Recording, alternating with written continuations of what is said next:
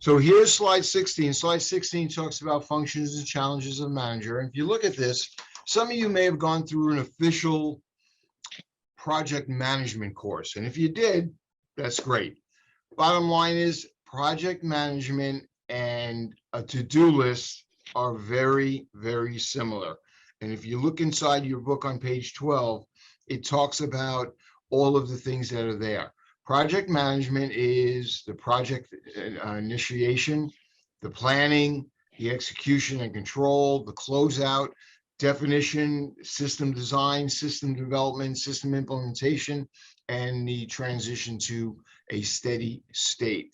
All the information is there. It only just explodes the information. It makes it more definitive. So we're going to actually take the project management information and work on that in a moment. But bottom line is, I want you to think about, it's just everything on project management is just identified with a little more detail.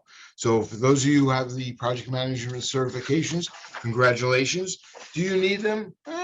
It's up to you. It depends on the job and the work you do. If you work for C&D, a lot of project managers are there in order to get things done. So on our next slide, slide 17, here's a little bit about planning tools. So we talk about goals. Everyone on this call has heard about SMART goals. So what I like to do is to keep it simple.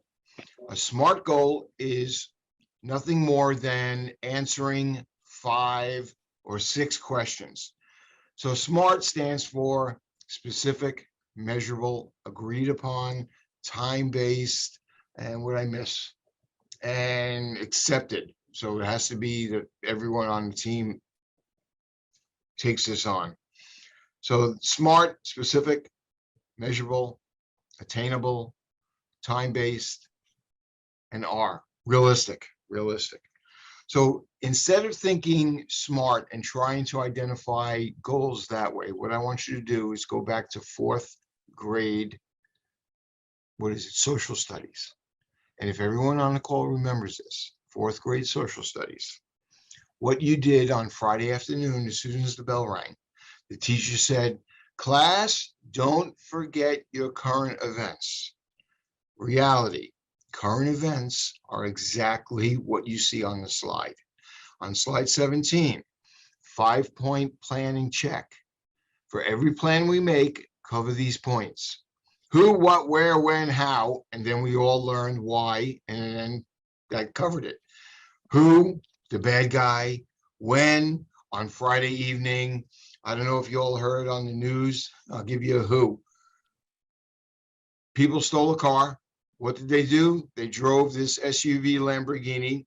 I think it's worth about $300,000. Where? Of course, it has to be in Florida. When?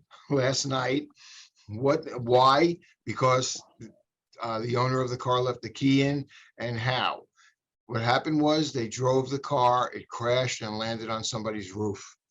Now the car ended up falling off the roof, destroyed the house, destroyed the car, and the 2 people that stole the car got away. That's my current events. If you can answer all these questions, who, what, where, when, how, and why, you have built a SMART goal.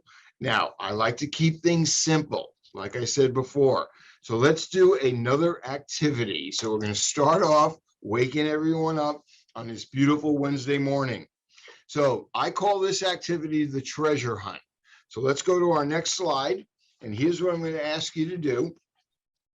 We're going to put you into teams. So we have a total of 15 people. So we're going to break you up into 2 groups of 5. Here is your task. The task is a tough one. Anyone know what the lottery is right now? 1.02 billion. Thank you, Christian. Make it happen, baby. Make it happen. We're certainly not going to get paid that whether we work here from now till 100 years from now. So I hear you. So here's what I want you to think about. Imagine that money being there for us. So we have 15 folks on the call. We're going to break you up into groups of 5. I want you to get creative. I call this the treasure hunt. Each team I want you to think about this. There is $1 billion in cash on the top floor penthouse of Resorts Casino in Atlantic City. We're going to break you up into groups. Here is your challenge. Your challenge is to figure out a way to get down there, and the first of the 3 groups to get there wins the $1 billion. How does that sound? So here's what we're going to ask you to do. We're going to ask you to figure out a way, working with your team. How are you going to start? And let's say hypothetical, you're going to start from 2 Broadway in Manhattan, downtown Manhattan, and you need to get to the penthouse of Resorts Casino. First team that gets there intact wins the $1 billion. Any creative thinking and plans will work. So with that said, here's what I'm going to ask you to do. Come up with step-by-step process. Also, there are no sacrificial lambs. You're not tossing someone off the island. Just cops want to, stop you. You can't do any of that. All members of the team must get there. So before we get started, are there any questions? How many minutes are we giving them? We're going to give them 7 minutes on this one, only 7 minutes. So with that said, team, are you ready? 2 hours to get from 2 Broadway to Resorts. $1 billion in cash. You can divide it any way you want. Come up with a plan in order to make this happen. Good luck. Have fun. Okay, welcome back, everybody. Sorry for the slight technical difficulty we ran into. I'm sure everyone had the opportunity to have some fun on that one. So here's the question. I'm going to go one group at a time. I'm dying to hear how creative you've become and what ideas you have in order to win that $1 billion. So with that said, what team would like to go first? And who's my spokesperson? Not all at once. I can speak on behalf of my team. I'm just not sure what room number we were in. Jessica, you were room 2. Okay. All right. Alrighty. Okay, so first what we would need to do, we would all need to go to the bank to withdraw $1,000 each, because ultimately we are going to be taking a helicopter to Atlantic City. So first thing, we would go from 2 Broadway to the bank, withdraw the funds. We would then take the city bikes that are parked right next to the 4-5 train and take the city bike over to the heliport near 55 Water. We would then take the flight directly from there to the rooftop of Resorts Casino in Atlantic City. The flight should take about 45 minutes. So with withdrawing the money from the bank, the city bike to the heliport, the 45-minute ride, hopefully that'll take an hour and a half most. And yet, so you're saying you have 30 minutes to spare? Yes. All right. Thanks, Jessica, and representing team 2. Appreciate it. Team number 1 or 3, who's next? If you're not sure your number, just let me know. This is Nicole. I was in team 3. We had a lot of technical difficulty, but we basically came up with the same route to take. We didn't we weren't as thorough with the withdrawing of the money, but we didn't know that there's a helipad near 2 Broadway. So we actually had the same idea to take the helipad to Atlantic City. And we kind of got stuck on, okay, like how are we getting down into this penthouse to to claim our prize. All right. But that was basically the same idea, the helicopter. Okay, thank you. And last team 1, who do we got representing team 1? I guess I'll do it. All right, Andy, what's happening? Well, there wasn't clarification because there's a Resort World in Queens. Nope, one in Atlantic City. Well, we're clear on that one. Yep, you didn't specify. I'll take responsibility for that one. Yeah. So I mean, if we were gonna do Atlantic City, the helipad will be the fastest way. But since we thought that we're gonna go to Queens, so we figured that the best way will be loading us up in a van based on the time that we're in. Okay. Will take us about 45 to 55 minutes, depends on traffic. There shouldn't be no traffic at this time right now. And we will get there. You're talking No about Bell helipad for Parkway. us. Yeah, because no helipad for us, because the Resort World in Queens is close to the JFK, and you can fly any helicopter there. Oh, good point. That's right. They got restrictions. Yeah. All right. So we got our idea. We have all of the tasks. So now I have to say, nice job. So with that, here's Can I what say want- something real quick? Absolutely. Most helicopters only can fit 4 people, those choppers. So I don't know how the other group we're gonna put 5 people on a 4-person seater. So they're gonna have to throw somebody out. And we Plus said the pilot is 4. part of the rules are we can't throw anyone out. So we got Jessica's group, Nicole's group. So I think, well, Jessica's group already took money out, so I think they could probably rent too. But hold that thought.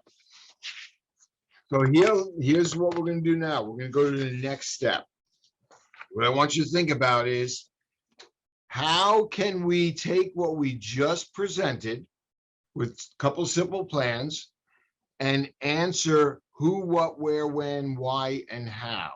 So I understand, Daniel, thank you for the correction. The 5-point plan check is on the 5 Ws. That's why it's not 6 points, but I do hear what you're saying. So think about the who, what, where, when, how, and why. So here's my next part of the puzzle. Here's what I'm going to ask teams to do. I'm going to give you 7 minutes again, and I want you to answer. So whoever is good in writing, be our spokesperson as well as the scribe. Answer the question. Now, for example, who? The full complement of team 1, team 2, team 3. What? Go from 2 Broadway to Atlantic City. Where? Got to get there within X number. So answer the questions. And as you answer the questions, just script it into 1 or 2 sentences and make it a complete package. So any questions on what I'm asking you to do? Answer the who, what, where, when, how, and why, and then put it into a 1 complete or 2 complete sentences. All right, welcome back, everyone. So I'm sure you had some interesting conversations on this one. I'm dying to hear what team 1, 2, and 3 has. So with that said, who is my spokesperson for team number 1? I think I want a refund. Yeah, the poor guy kept getting kicked out. We do. I swear to God, I went to every single room. The Christian is really what do they call that? A spy to make sure everybody's working hard. So, Hey, don't tell them that, because then they're gonna think that I took a little of I'm everything. kidding. I'm messing around. He's a chameleon. All right, yeah. There you go. All right. All right, so real quick. All right, Ready. today, Danny, Andy, Ashley, Mina, and myself Nice. will secure a helicopter and fly from 2 Broadway to Atlantic City to collect our $1.02 billion. Okay. And be a little specific on the when. Oh, that's right. Yeah, today at 8 a.m. or whatever time it is now, 9 Yep. a.m. 9:30. 9:30 a.m. All right. So when you think about it, 1 sentence, everything was answered. It sounds crazy, but guess what? You guys just built a SMART goal. So when anyone says, can you do a SMART goal? The answer is yes, no problem. You're just going to answer who, what, where, when, how, and why. Nice job, team number 1. Team number 2, what do you got? Who's my spokesperson? Okay, so we have, Jessica, boy, you got it again? yes. All On right. Wednesday, July 27th at 11 a.m., Team 2 will take a helicopter from 2 Broadway to Atlantic City in order to obtain $1 billion from the rooftop of Resorts Casino. What do you think? Was it hard to do? No, it wasn't actually. Right? Mhm. So when you think about it, in just fourth grade science, social studies, it comes out to the same. Nice job, team 2. 2 for 2. Team 3, who's left? Nicole, are you going to be the brave one? Don't forget to unmute. Team 3.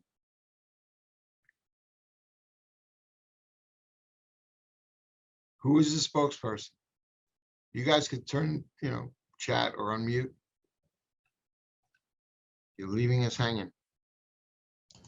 Okay, maybe Sharon was actually the spokesperson, but maybe she has some connectivity issues. Oh, okay.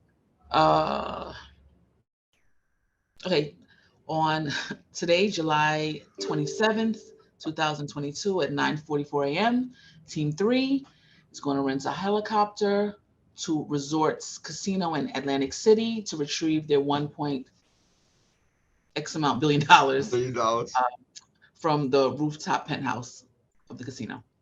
I like it. So 3 for 3. And again, a lot of times people utilize the information that a SMART goal is much more involved than it really is. And what you did, you just proved that it's pretty simple. So nice job. And again, congratulations. All right, so let's take this one step further. Let's go to our next slide. Let's talk about planning tools. So we covered goals. Now let's talk a little bit about the action, the resources, and the implementation. Now this is something I want you to think about. Excuse me. We sometimes have a tendency to only make notes of meetings or activities that may have a lot of time that's involved. I'll give you an example. I have an activity that I'm going to end up choking to death. Don't die on me. So here's Caesar's going to take the rest of the course. I don't think that's a good activity. So here's an example. Everyone has, the one thing that I started getting comfortable doing is on my Outlook, I would put blocks of time. And one of the things I want you to start to think about is if you have a meeting or if you're working on something. For example, when I was reviewing the content for this course yesterday afternoon, I blocked 2 hours of time and I put the reasoning behind it. Took me all of maybe 10 seconds. What I want you to start to do is to start to thinking about allocating yourself with blocks of time. I have an example. You're attending a meeting that will take up 2 hours. Block out the 2 hours.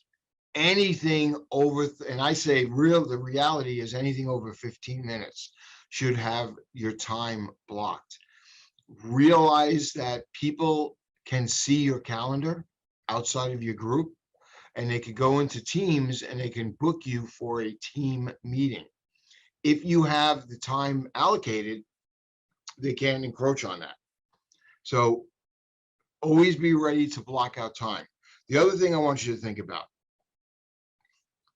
for those of you who are participating in the teleworking, 1 day a week, I don't know if you've gotten approved or you're working on establishing that there is something called ProtoScore. I don't know if you've heard about it, but it was part of the training. The ProtoScore also, from what I understand, can look at the calendar and see how you're working your time. So although all of us are busy, we truly are, always make sure that you put what you're working on in your calendar. That way it could reflect. Now, I don't know 100% if that's the reality. Thank you. I don't know if it's 100% if that's the reality, but I do want you to keep your calendar up to date. One of the things I started getting into the habit of is during the day, allocate the time, put it in blocks. After this call, I have a meeting with my boss. I put in a half an hour.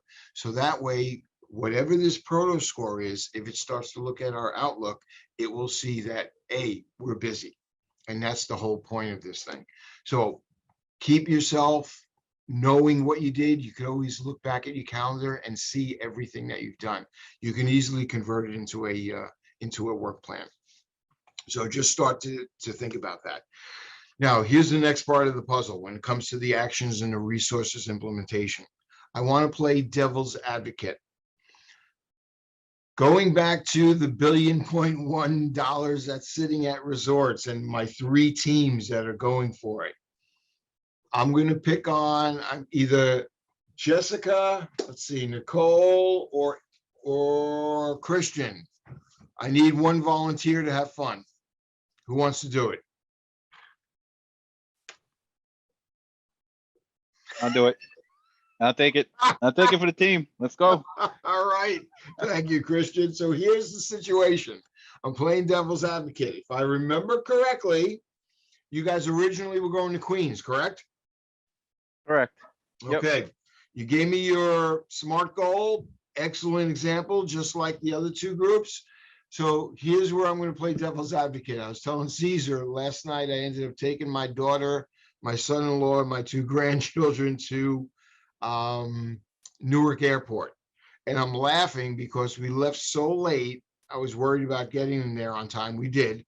And then when I came home, it was the only time in my life, and I live by Jones Beach in Nassau County. The only time in my life I drove through Staten Island, through Brooklyn, and through Queens with never going below 50 miles an hour. I was so excited. I said, this is great. So here's where I'm going to play devil's advocate. We have a plan. So Christian, are you ready? As you're driving from downtown New York City to resorts in Queens, all of a sudden, a tractor trailer got onto the Belt Parkway and clogged all 3 lanes going east. That What do happens you lots do? of times. What You was get that? off and take the local roads. Okay, I like it. Take the local road. Here's the It happens all the time. Right? Do you wait? The best is I always say, do you remember the drawbridge that kept Yeah. getting Oh, stuck? forget about it. So here's another situation. What if so many people are trying to take the local roads, it's blocked up and gridlock? Now what do we do? When is it not? Last night at 10:30 at night, I telling you, it was Well, great. that was a fluke. I It don't know. was. Luck was on your side. In fact, my wife was saying to me, I can't believe this. I go, don't say anything. You were just crossing your fingers all the way through. So the point is, when you think about the devil's advocate thing, always try to have plan B. And that's what I always tell folks. Plan A is good, but if you have a contingency, it works out a lot better. So thank you, Christian, for just messing around with me there. So with that said, let's go to our next slide. Let's take this one step further. Here is a great planning tool. And this is something called a mind map. And if you've never done one of these before, it really goes a long way. So we talked about values. We talked about planning. We talked about how to really think about the little details. So here's an example of, we want to touch on health. So the example is, I want to get healthier. I just had my full physical about a month ago. Spoke to my doctor. He told me a couple of things. Yeah, he told me about my diet. I told him I don't sleep well. He said I used to be, I had a couple of situations going on where I was stressed. I've known this guy for a long time. Told me I have to exercise more. What kind of help is there in order to make me feel a little better in life? So the interesting thing is, we started talking about how much sleep should we get? And when you look at this, it says 33% of our life we should spend sleeping. He asked me about my mattress. Is it comfortable at home? Do I exercise regularly? And I said, I gotta be honest, I don't have time. By the time I leave here, I'm usually exhausted. I never smoked, so that was an easy one. Talked about diet, told me to keep away from red meats and all these things. Exercise, warm up. At my age, he said, don't go and do something that's going to hurt you and keep you out of commission for a while. Think about stress at work, think about stress at home. So all these things come up and make who we are, and also tells us how to fix it. So the thing I like about the mind map is it's not specific where you have to worry about what goes first, what goes second, what goes third. The center where the apple is all about health. What are the things that are going to make us healthier? Control the stress, exercise, know who to call, check our diet, and get more sleep. So those are the 5 arms that come off of that. Now, obviously, if there's a 6, what do? You just draw it. So the interesting thing about a mind map is it's a free flow of information. So what I want you to do is think about this. I'm going to put you in the same groups. I'm going to give you 10 minutes. I want you to think about a mind map that works. So I'm going to give you an example. So Caesar, if you would for us, go to slide 19, please. So here is a blank slate. Oh, wrong one. No, I must have made a mistake. So here's a blank slate. Think about a blank mind map. Draw a circle in the center. I want you to think how you can organize, and I'm going to take it away from work for a moment. A family function. Maybe you got a reunion. Maybe you have a family vacation coming up. Maybe you have a staycation. Maybe you have a graduation. Everything, now you've heard the term, or you may not have heard the term, it's all in the details. So the smaller the detail, the better. So I'll give you an example. My wife and I are going on vacation. We're meeting my daughter, my son-in-law, and the 2 babies. Then we're going and meeting my father-in-law and his wife at another place. When you think about that, that is my vacation for 10 days. Give me an example of what one of the arms might be coming off of Rick's vacation. What would be one of the examples? What's something I have to think about in order to take a vacation?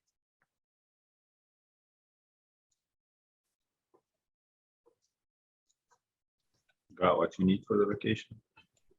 Say it again. Got what you need for the vacation?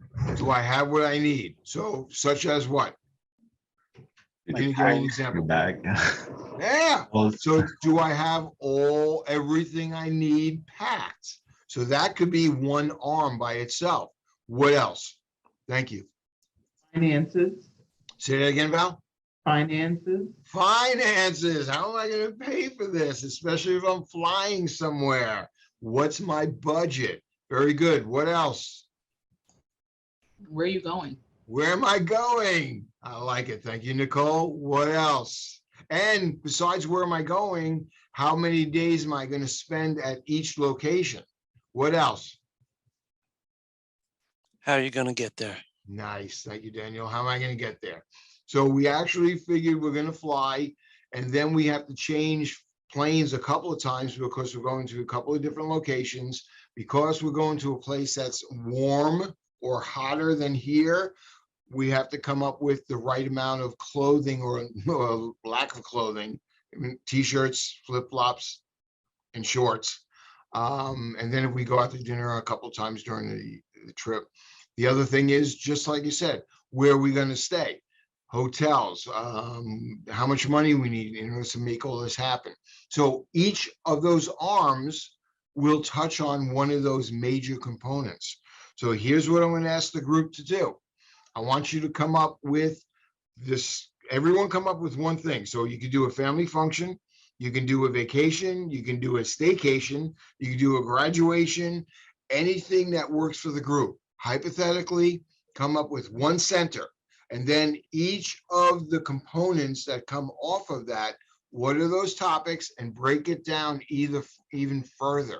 So if you notice the mind map, it starts with, I'm going to use diet. It goes all the way down to vitamins, vitamin A, vitamin E, goes to whole grain breads. On the sleep side, talks about sleeping regular hours, comfy mattress, stress, yoga, meditation. So you really get into the details or get into the weeds. So it starts visualization, and then it gets down to actual. So with that said, any questions? Have fun Well, with this. Pick a how fun long are we gonna- topic.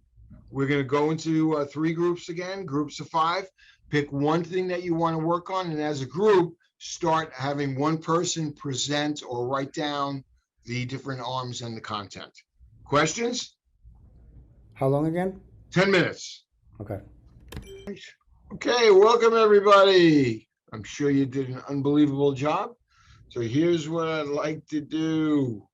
We're going to just go through each team, come up with the topic, one spokesperson, tell us what you identified, what are the main components, and give us some examples of the details. And then from there, we're going to go through all 3 groups. And it is, by then it'll be 10:15. We'll take our 15-minute morning break till 10:30.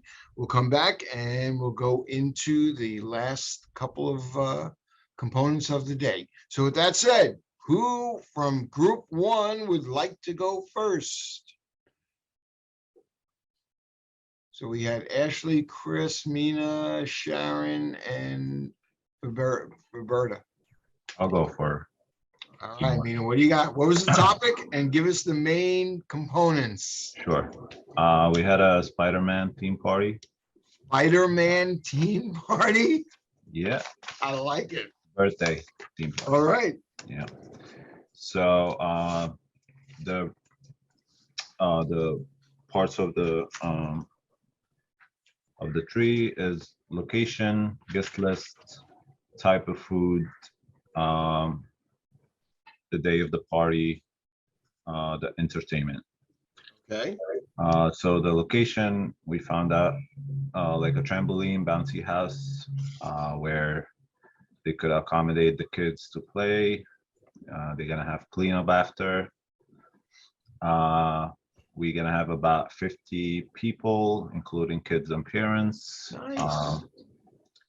The type of food, we're gonna get pizza, chips, juice, water, fruits, pasta, wings, cake, and cupcakes. And for their entertainment, they definitely gonna have the trampoline and the bouncy houses. We're gonna maybe have a color facing somebody to do it. A Nice. clown, somebody dressed up as Spider-Man.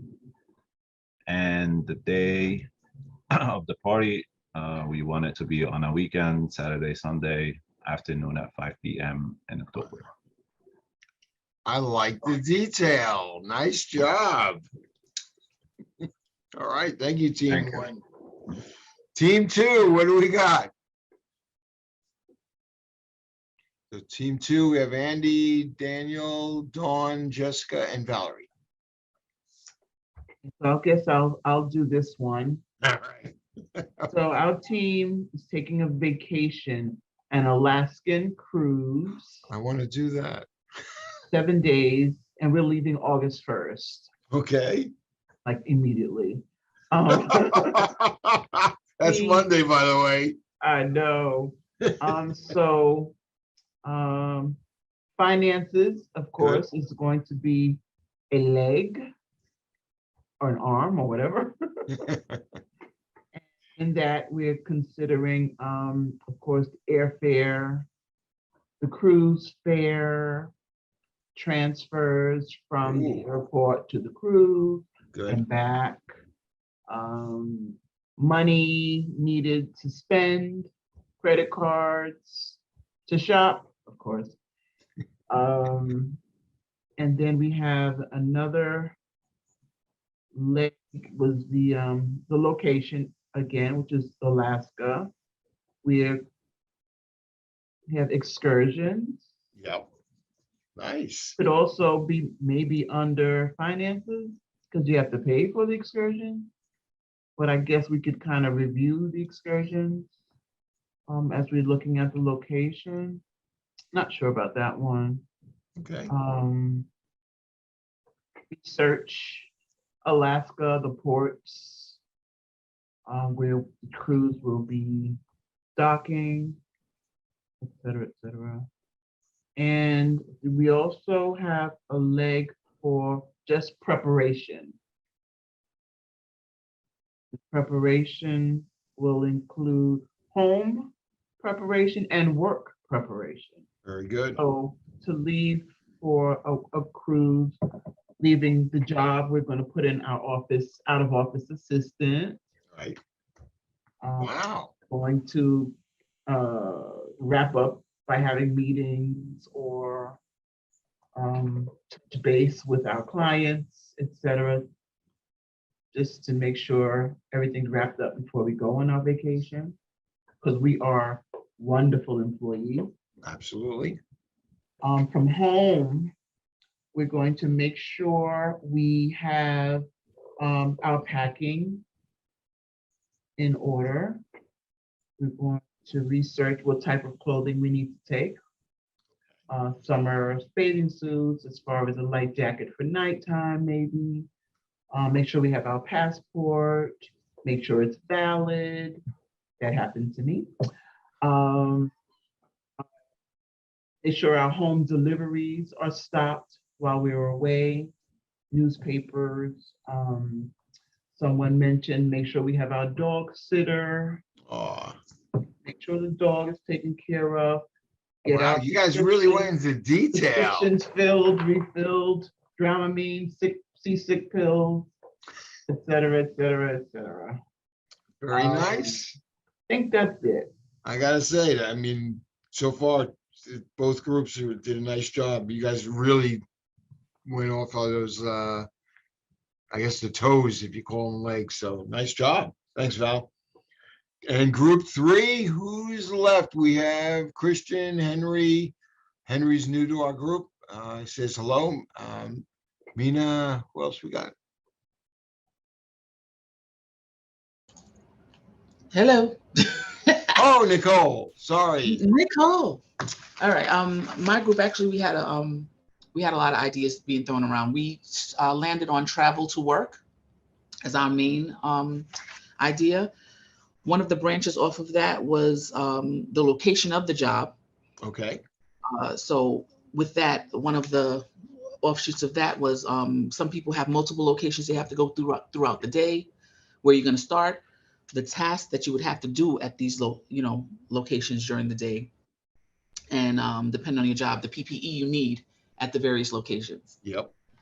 Then one of the other branches was the travel time, whether you're looking up a bus schedule or watching the news to see what traffic issues are along your path, which will change your time it would take for you to travel. We also have a branch for morning routine, which would include exercise for some, vitamins, maybe packing a lunch for the day. Well, I'm sorry, I should have started with just waking up.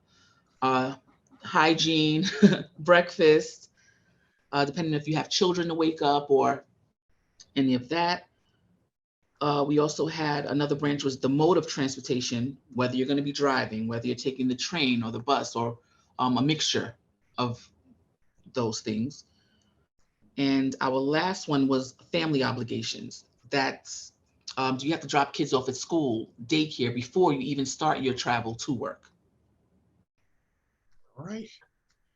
So thank you, Nicole. And I have to say, all 3 groups, the number of times that Caesar and I have done this course, I never heard as much detail that I did with this activity as what team 1, 2, and 3 presented. So, and plus you gave 3 different topics. Usually they're all similar.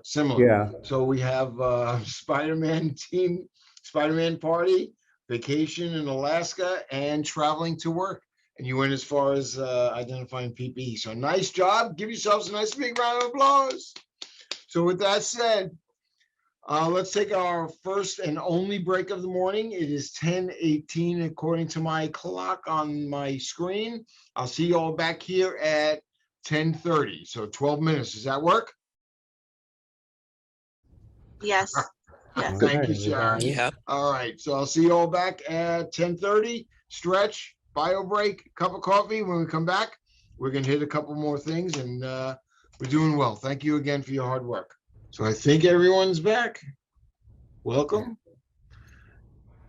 We are now live from 180 Livingston, Brooklyn, downtown Brooklyn. So welcome back, everybody, from break.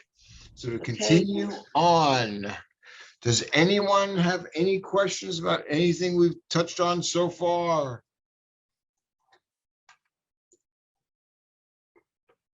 All right.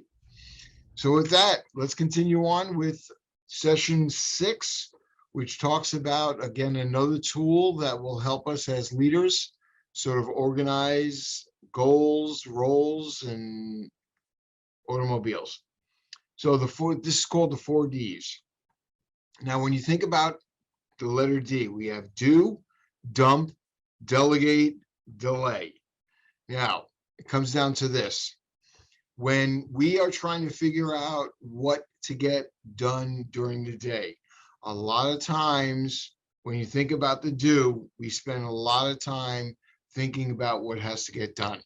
Do basically means do it now. So do it quick, do the dirty tasks that we don't want to do, get them over with.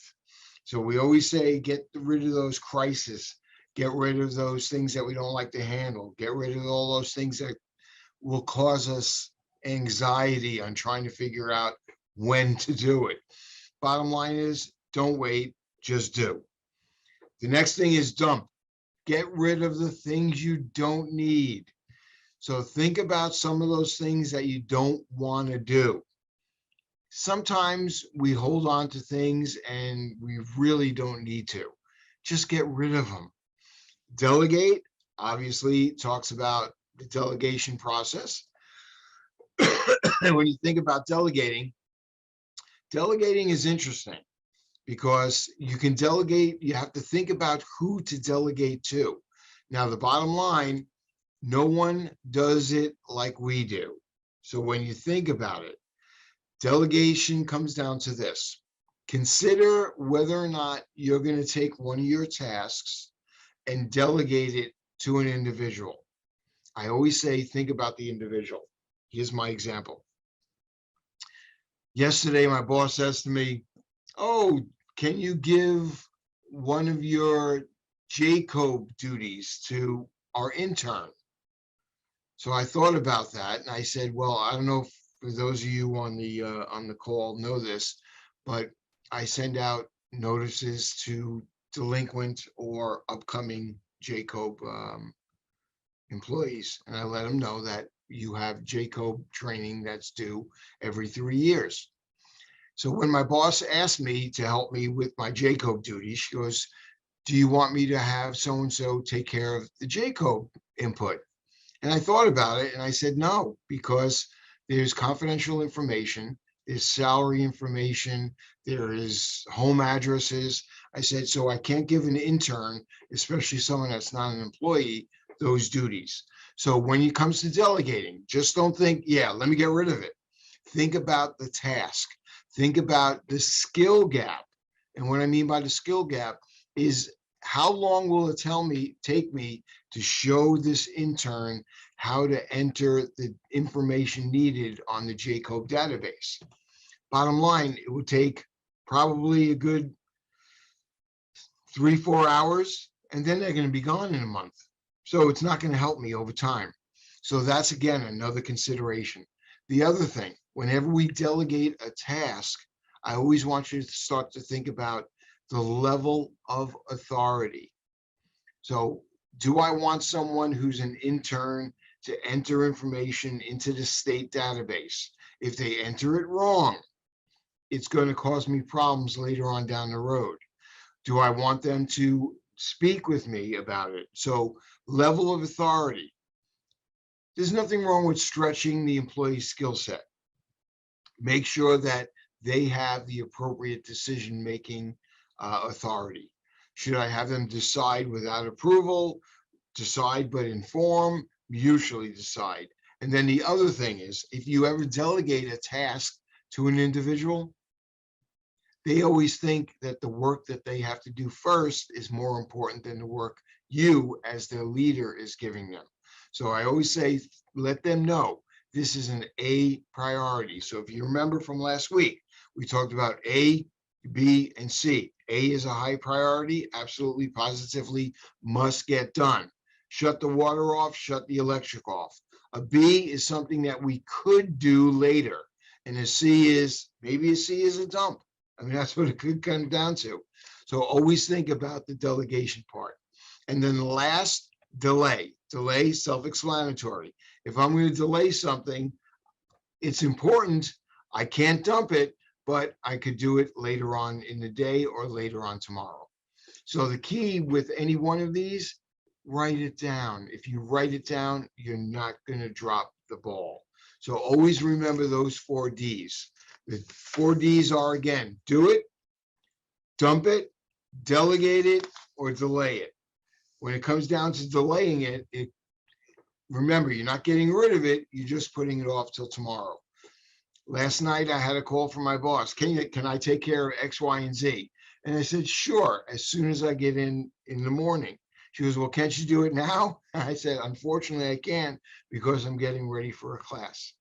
So the key is know what you can delegate, know what you can delay, know what you can dump, and do the things that you want to get rid of. You do the unpleasant stuff first, everything else will fall into place. All right. So with that, let's go to our next slide. Let's talk a little bit about problem-solving tools. There are 2 things that work. First, this is called the business process improvement. Business process improvement comes down to doing the work, checking, see if it's working, acting on it, and putting a plan together. Now, we always start with the plan. Remember, I talked about changing my garbage pail. Plan, get it together, identify everything, do the job, check to see if it's done, and then act on whether or not it's complete. Now, some of you may have heard of the Deming wheel. It was something I learned a long time ago in college. The Deming wheel has to do with those 4 pieces. When you think about the process, that's something that you do in order to figure out whether or not something will work. So, for example, always plan a process. If you plan a tactic, it will work. Once you put a plan together, then you start to implement the plan. Sometimes you got to do a little research, study to make sure that everything is right. The research or YouTube's, the videos or the Udemy, all of that will help finalize and make sure that we're complete when it comes to the act. So the Deming wheel is by a gentleman by the name of Deming, who actually came up with these 4-part process of plan, do, study, and act. The study is nothing more than the research. So when you think about it, this is a way for us to figure out the solution to a problem. So this is the problem-solving tool. Remember, plan, do, study, and act. So if I give you an example of something, you should be able to plan it, implement it, see if it's working, and then make sure it comes to conclusion. So with that said, here is our next task. So let's go to our next slide. And here's our problem. And I'm going to keep you in your small groups again. This is what I call the mountain lion and the rabbit. So you may want to take a picture of this. Here's the situation. A farmer has a rabbit, a mountain lion, and some carrots. The farmer wants to take the animals and the carrots across the river in the next 10 minutes. The constraints, only 1 item at a time can be carried across the river. Why? There's only a cable that goes across. There's not decking where everyone could walk freely. Only a cable. 1 item can be taken across the river. If the mountain lion is left with the rabbit, the mountain lion is going to eat the rabbit. If the rabbit is left with the carrots, the rabbit will eat the carrots. Unfortunately, we don't have any cages. We have no muzzles. We have no ropes, and there's no other restraints available. Here is your question. How would you help the farmer cross the river safely? So think about the problem. And if we go back one, remember, put a plan together, do the plan, study to make sure everything works, and then act on the plan. So with that said, take a photo of this. We're going to put you into rooms again. Groups of 5, have fun, come up with a solution, and we're going to deliver it in 10 minutes. All right. Welcome back, everybody. So I'm dying to hear who's got the solution. I got it. Andy, take it away. Got it. I'm ready. You go. So we got to establish the relationship, right? Lion doesn't eat carrots, right? So you can't leave both two together. So we take the rabbit first, right? On the other side, and then we come back, right? Then we take the carrot, right? Then we take the carrot, we take it to the rabbit, and then switch them because we can leave them on the side together. Oh. Then I take the rabbit back, switch it, take the lion, bring it back to the carrot, and then bring the rabbit last. So the rabbit go first, and then end up being bringing back the last as well. I'm impressed. So did the other two teams get those answers? Yep, we got the same solution. All right. So when you think about it, how did you come up with the solution?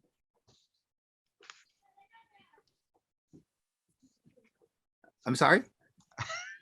How did the group come up with the solution?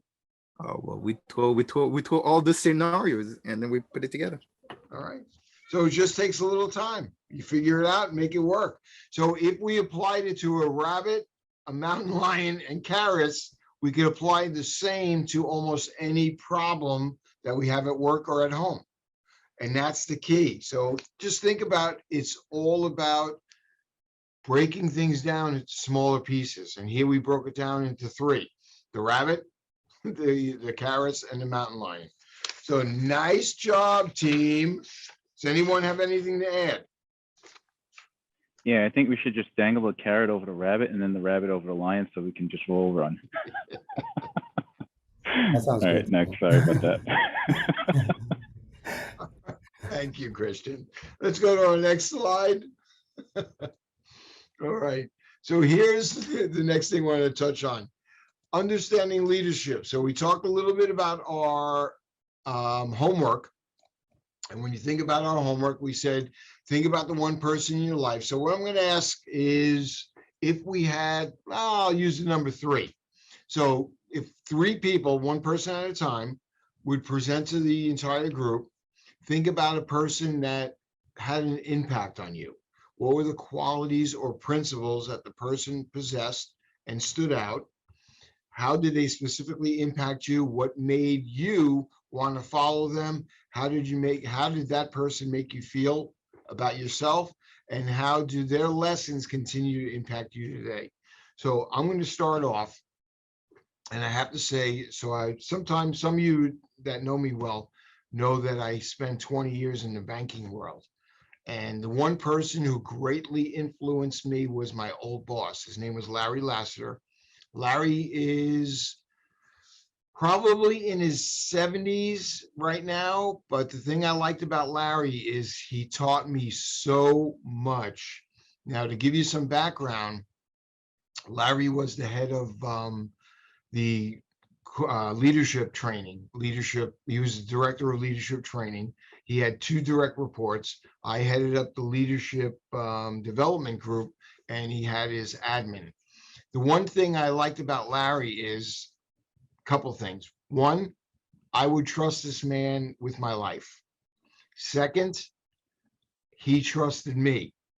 The interesting thing is, he was easy to talk to. He was always there to help me solve a problem. So when it came to qualities or principles that he possessed, he was an unbelievable listener.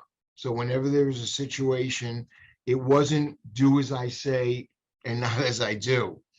But the other thing I liked about the communication and just working with him, he was up in Massachusetts. I was down here on Long Island, and we would talk once a day. And it wasn't because we had to, it was because we wanted to. So what made me want to follow him, I learned so much about him because of when it came to diversity. And we're talking diversity back in the 80s and the 90s. It was amazing what I learned from this man. I would follow him today if he called me up and said, Rick, I have a job for you. would you leave New York City Transit and come over? I would say, absolutely. I'll see you tomorrow. We can start up again. He made me feel valued because he would listen to my solutions. It wasn't always the way he said things needed to go. The other thing is, how do their lessons continue to impact you today? The interesting thing about Larry is whenever I have an issue or a situation, I'll give him a buzz. I call him on the cell phone. We talk for 20 minutes. By the time I'm done, he is definitely the mentor I wish a lot of people will have. So that's my story, and I'm sticking to it. That's my leader in my life. That's Larry Lassiter. So with that, let's see if we have 3 people that did their homework. Who would like to share a little information about the great influencer that a person had on you?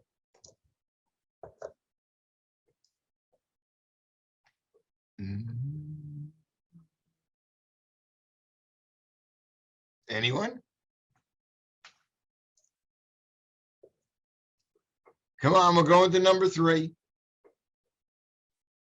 Who wants to go first?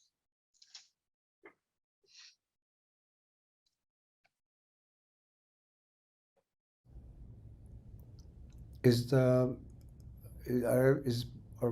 the people in the room? Are they with us? Yes. I hope. My connection is spotty. Oh, Jessica says here. Okay, excellent.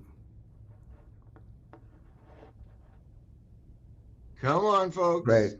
Okay, it's Sharon. Hi, Sharon. Hi, Richard. You're brave. Thank you. Okay, I'll pick one person, which is my own manager, Audrey Hall, that worked here at OHS. So I still have a great relationship with her. She's someone that took a chance on me, and Wow. I love her because she's always been direct. She tells you like it is. She's always willing to show, someone something, doesn't keep it to herself. And she show and prove, All right. Yeah. Okay. Thank you. Tell Audrey we appreciate it. I'll tell her. Thanks, Sharon. All right. 2 more. Don't be shy.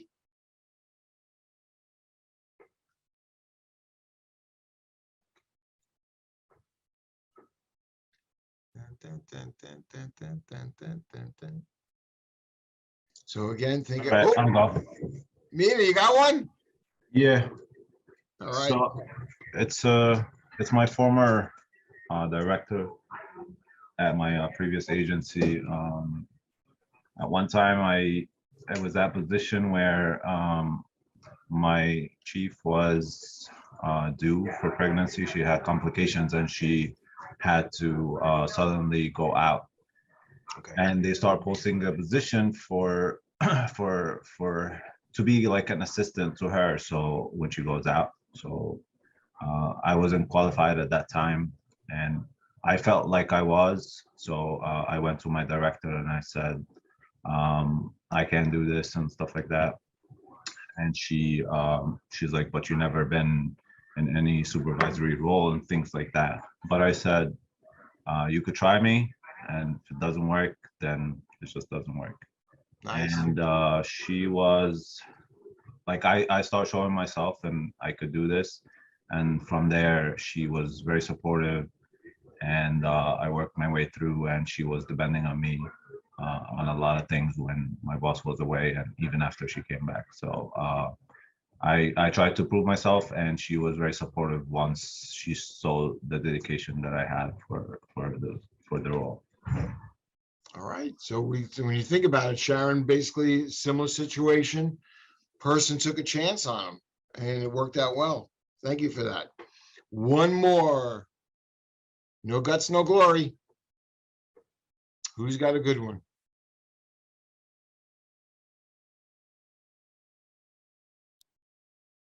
I work with a contractor before I joined the authority. And my boss, he gave me all the freedom to do my job. And it was basic. The result is what it's very important. to him, and I was delivering the right result, like the good payment, all the problem inside, I take care of it, so the project goes smooth. And he do appreciate me when he see me or something. I feel the appreciation, and I think this is was very good because I learned a lot because I was like being left alone to deal with the problems, and I was able to solve, and I see the appreciation was very, very important. Yep. All right. Thank you, Cher. Appreciate it. So when you think about it, so I'm taking some notes, listening to everybody. Freedom to do the job. This is what the boss did. Boss took a chance on us. They basically allowed us to meet the deadlines. They appreciated the work and they weren't micromanaging. So when you think about this, it all comes down to the relationship. Now, I don't know if I mentioned, but one of my interns that used to be here is no longer here. They actually work at the City University of New York. And they got a pretty good job. I was kind of impressed with that. She sent me a text last night while I was on the train going home, and she said she's got to do a presentation on leadership. And she said, what is the best style of leadership? And what was interesting is I said to her, she goes, well, how many styles of leadership are there? She goes, I'm reading different articles. And I said to her, you know, and we're texting, and I said, well, it all depends on the author. I said, but the bottom line is you can come up with 4 styles of leadership. There's some authors that say there's 5 styles of leadership. I said, LinkedIn has one that's 10 styles of leadership. I said, but the key is it's not the style that is yours. What you want to do is get comfortable with all of them, whether it's 5, whether it's 6, whether it's 10, whether it's even more than that. Leadership is situational. And here's what I mean. When you think about what we just talked about, every time we do something, for me, I knew when I had a problem, I just needed my old boss, Larry, to be there and bounce things off of him. What would happen is he had such a way where a solution, just like we did with the rabbit and the mountain lion and the carrots, a solution, when you start to look at things, a solution comes forward. And that's exactly what always worked with him. But what's interesting is there's autocratic, democratic, you could ask everyone for their opinion. The bottom line is you're the one that decides which style to use and when. So, and it all depends on the situation. So that's what I always tell folks. If you can adapt and go back and forth to the different styles with the different situations and the different individuals, you will go a long, long way. The foundation of all of this comes down to one thing. So, Caesar, let's go to our next slide. There we go. Yep. That's it.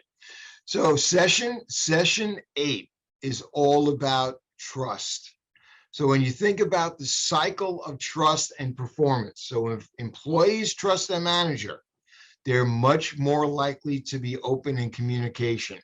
So when you think about it, now I'm going to give you some information from a couple of years ago. 10,000 employees were surveyed.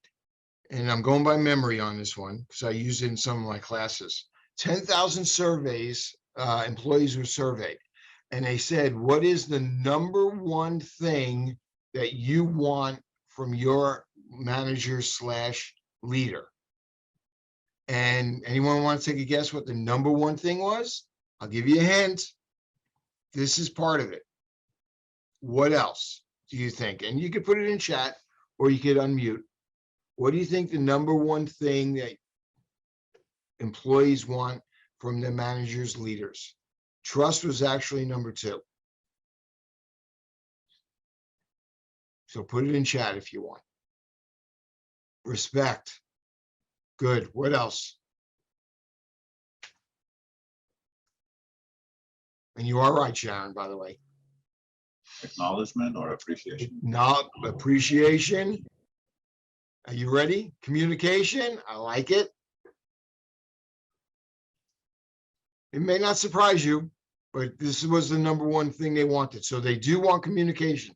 They do want appreciation. They do want respect, honesty. And what happens is if we don't feel that honest trust connection,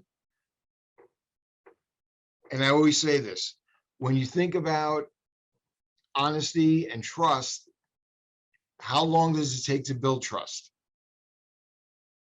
Could take forever. How long does it take to erode trust? Could happen in a snap of a finger. So when you look at the slide, it says high trust on the part of a manager stimulates high worker performance. Would you be surprised if I told you a chance to prove oneself? Yep. And that's a lot of times, that's all we really want to do. Low trust on the part of the supervisor or manager contributes to low work performance.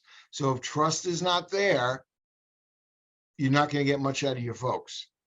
To improve trust, either the manager or the employee can initiate a break from the destructive cycle, meaning start to think about what style of leadership are you using. Maybe it's the wrong one. I think we kind of humorously talked about the last time, micromanagement doesn't work. And if we continue to micromanage, it will erode trust and it will break things down. So let's go to our next slide. And this is an interesting one. I want you to think about this. The next slide talks about, here's an example. So when you look at this picture, it comes down to this. Trust definitely varies, but I want you to think about the person that we're communicating with, the person that is our manager, the person that we manage. Think about trusting relationships and the basics of it. Think about whether or not, and I want you to let this process. Do you trust your employees? So think about the scale. You as the manager, if you have direct reports, and we're not going to ask you to share this, do you trust your employees? If you trust your employees, you're going to identify the M, which is me, not me, but you. Where would you put trusting your employees?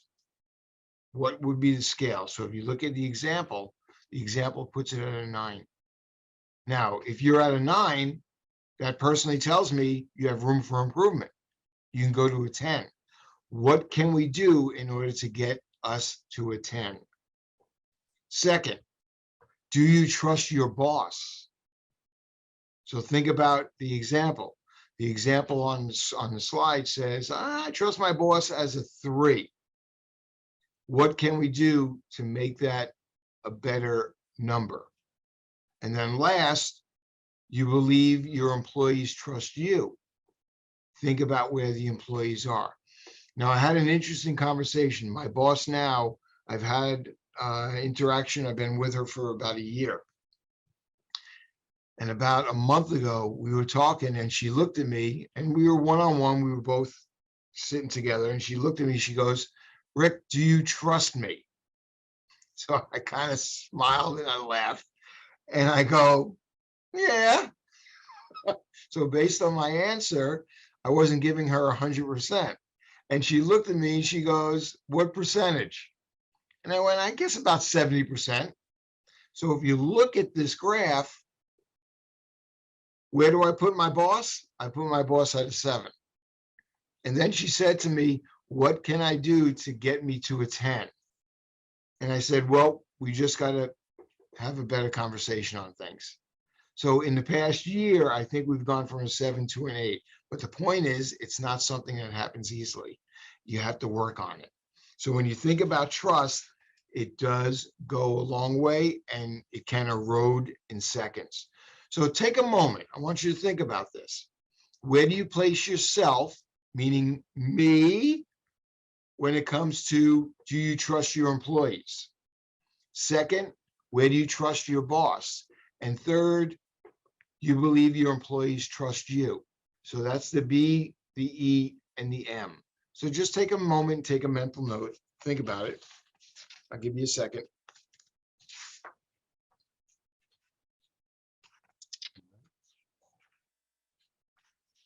So again, the M, me, yourself, will you trust your employees? Do you trust your boss? And do your employees trust you? All right. So again, as we said, employees want trust, they want compassion, they want stability and hope. So here's the next thing. Let's go to our next slide. This is our last activity of the session. So if you notice, if you've ever been in a trust exercise, people fall off of the walls, jump into your arms. Small groups, think of ways to build trust and ways to tear down trust. So what are some ways where, whether you're an employee, whether you're a boss, whether you're so we said the me, the B, so the employees can trust you. Think of all those areas, and then what will tear down the trust. So in our small groups, this is our last activity of the class. Come up with at least 5 ways to build trust and 5 ways that we can tear down trust. So 5 and 5, we should hear a nice group by the time we're done. Pick a spokesperson. We're going to report out, break you up into groups again. And with that said, Caesar, are you ready? For how long? Take it away. How long? 10 minutes. Got it. And they're open. Okay, so we got all our folks back. So who would like to share their 5 and 5? Who was our spokesperson? So 5 ways to build trust, 5 ways to tear it down.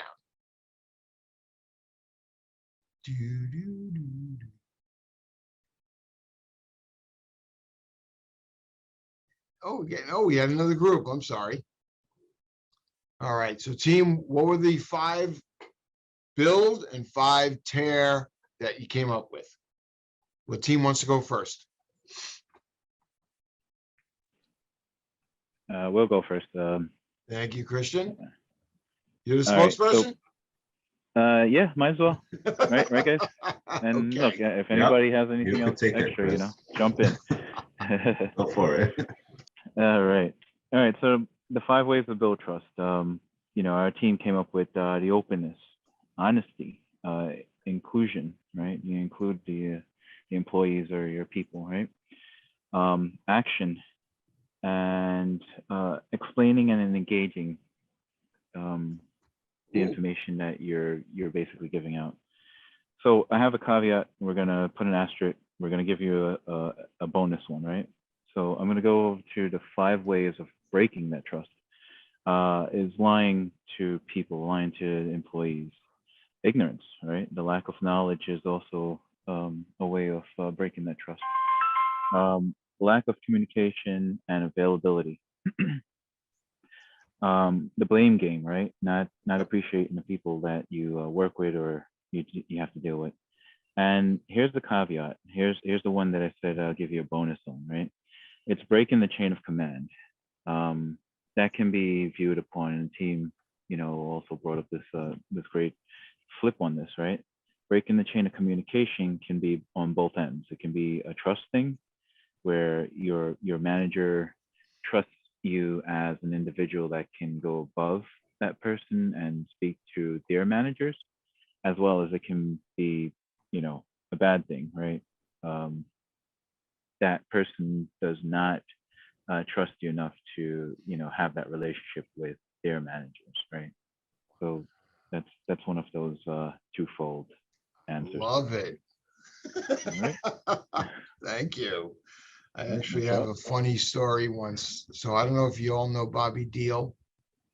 Bobby is the Senior VP of Security and Safety.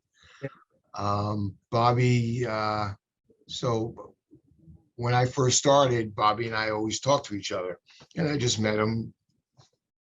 Figured we had a lot in common. One day, my boss back then saw me talking to Bobby, and she comes over to me and says, "Why are you talking to Bobby Deal? He's the senior vice president." I started laughing. Like, what are you talking about? She goes, "You can't talk to him. You have to go through me." So, Christian, exactly what your team came up with, I experienced it. So yeah, that was kind of interesting. But thank you, team number one, I think. So congratulations, nice group, nice grouping of building trust and eroding trust. So team two, what do you got? Anything to add? Who is my team two?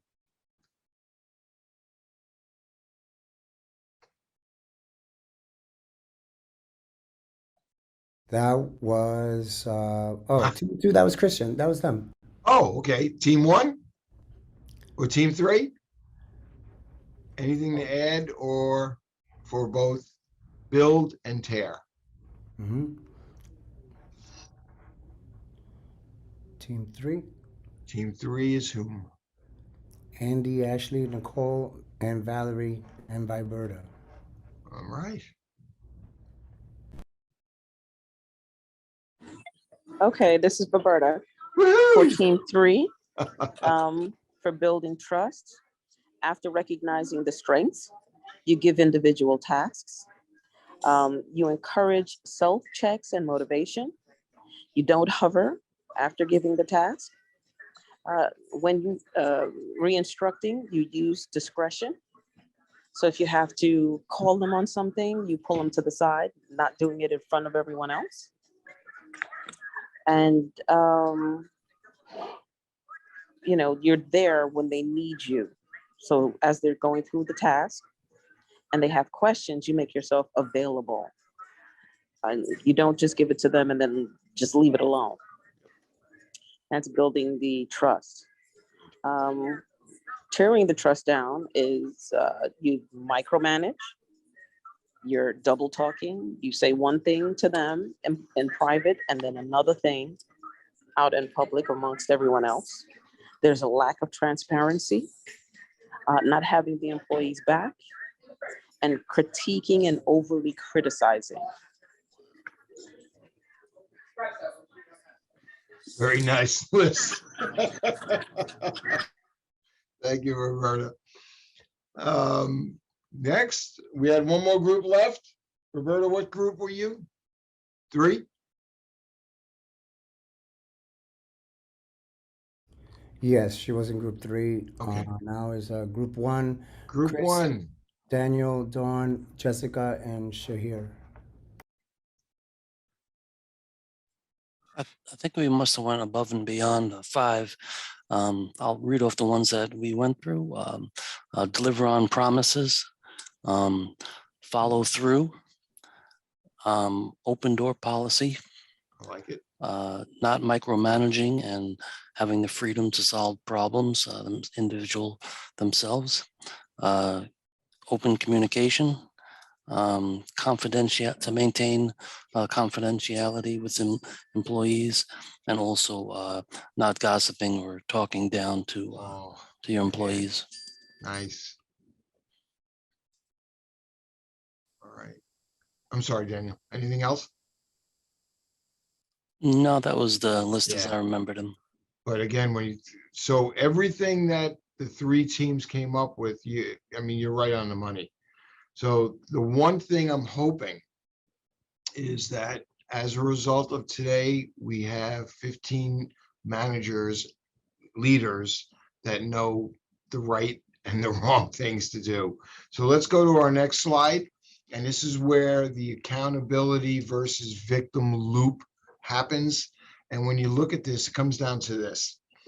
We can stay in the victim loop. And the victim loop is where we make excuses, exactly like we said, blame others.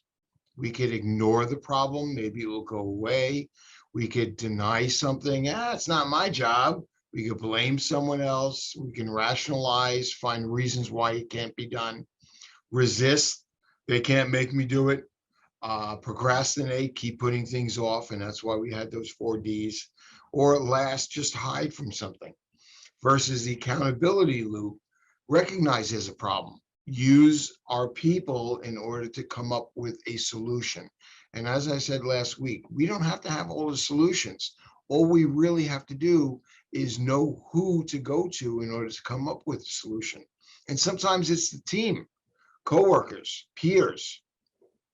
Own our part of the results. Forgive. If I make a mistake, I'm the first one to say, guess what? I made a mistake. Other times people will ignore that and they won't be honest. Talk about self-examining. Think about what went wrong. What part did we play in it? Learn from what we learned. So we always say there's learning situations and there's judging situations. You're better off on the learning side of things. Take action, integrate the learning. So the nice thing is, congratulations, it is 11:34. We are on the last slide. So before we wrap up, so if we can, Caesar, go to our next slide. This is our wrap-up discussion. I'm going to ask just for a couple of folks to think about what is the one thing that you're going to do different as a result of us hanging out for the past week or 2 weeks. What is the one thing that you're going to do different?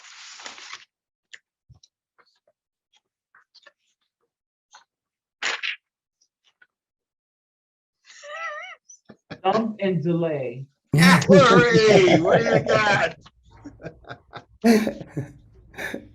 I'm going to miss this team. Dump and delay. Dump and delay. Dump? Oh, you like that? Did you? She's using, yes. Sorry. See, I wasn't paying attention. Thank you, Valerie. All right. Anyone else? One more person. What are you going to do different as a result of today? I'm going to use the feature in Outlook for busy times, for scheduled meetings and times where I'm busy or not. Yeah. And like I said, we spent 2.5 hours, almost 3 hours here. Block it off. Put it in there. So that way, when someone is in Teams and they look at Daniel Smith, they see, oh, he's busy right now. So even if you do something for an hour or a half an hour, block it in. Just put it in there. Like I said, it's only going to benefit us in the future. So with that, Caesar? Something? What is it, that program that is checking the activity? I wrote it Total down. score. Yeah, yeah, that's it. So, and everyone doesn't know how it's going to affect us.